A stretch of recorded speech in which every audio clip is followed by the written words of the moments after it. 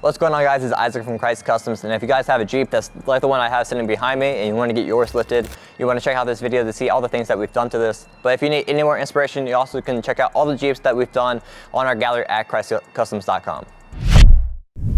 So let's go ahead and get started on the lift kit, which is going to be a 2.5-inch rough country suspension lift kit.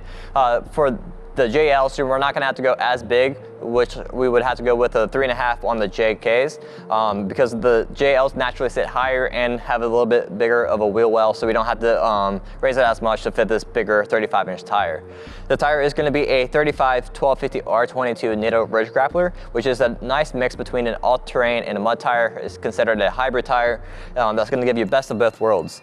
It's going to give you a nice aggressive look that you're going to have with the sidewall and the bigger tread pattern, but you're also going to get a nice quiet ride with the all-terrain side of it, and also get a long wear life as well. The wheel is going to be a 22x12 fuel Blitz, which is a concave look. It's going to be a pretty unique design with the split spokes and having some different millings engraved onto the side of each of the spokes.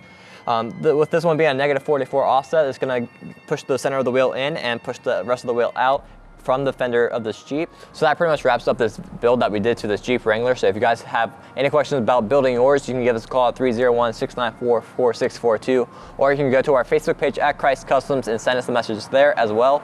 Or like I said before, if you guys need any more inspiration about building your Jeep, you can go to our gallery at KRETZcustoms.com and see all the vehicles that we have built.